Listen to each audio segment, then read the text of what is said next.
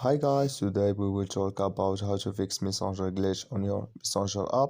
All you have to do, you just click here on settings, then it's going to take you to a next window here and you just go down. Then you click here on apps and it's going to take you to apps window. Then you just go down here to looking for Messenger app here in this window.